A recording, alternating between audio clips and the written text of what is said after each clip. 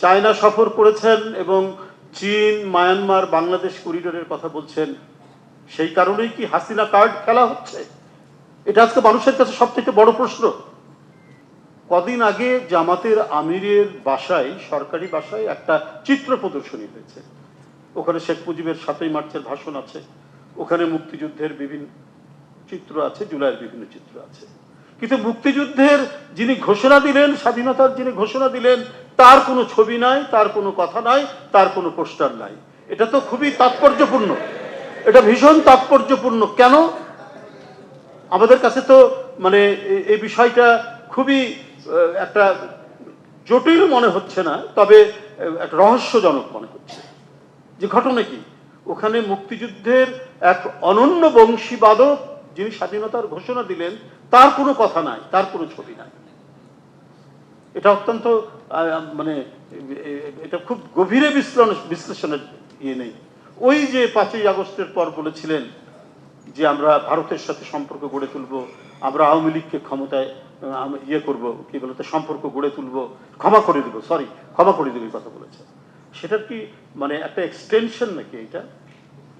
আমরা সবসময় বলেছি বিদেশে আমাদের বন্ধু আছে, আমাদের দল থেকে বলেছে, সরকারের পক্ষ থেকে বলেছে, কখনো আমরা বাইরে আমাদের প্রভু আছে এটা বলিনি। বেগম খালেদা জিয়াও বলেননি, তারেক রহমান সাহেবও বলেননি। কিন্তু সাম্প্রতিক দিল্লিতে একটি আন্তর্জাতিক সংগঠন সেখানে একটি প্রোগ্রাম করছেন, একটা সাউথ এশিয়ান জার্নালিস্ট ক্লাব বা এই টাইপের একটি নাম, সেখানে পলাতক ফ্যাসিস্ট বক্তব্য রাখবে। আমরা প্রতিবাদ করেছি, সরকারও প্রতিবাদ করেছে, কিন্তু তারা বললেন যে এটা সরকারের কিছু করার নাই, এটা একটি আলাদা প্রতিষ্ঠান। ভাই, সরকারের অনুমতি ছাড়া একটি আন্তর্জাতিক প্রতিষ্ঠান দিল্লিতে সে ইয়ে করতে পারে, কি বলে যে কোনো অনুষ্ঠান করতে পারে, আর সেখানে পলাতক এক ফ্যাসিস্ট সেখানে কথা বলবে, সেখানে সরকারের কিছু নাই? তাহলে বেগম খালেদা জিয়ার আইনি মামলা লড়াইয়ের জন্য লন্ডন থেকে যে লর্ড কার্নাইল এসেছিলেন, তিনি যখন তাকে ঢুকতে দিল না শেখ হাসিনা, তিনি যখন দিল্লিতে গিয়ে প্রেস কনফারেন্স করতে চাইলো, তখন তো তাকে অনুমতি দিলেন না, তখন তাকে অনুমতি দিলেন না। তাহলে আজকে এটা করলেন কেন?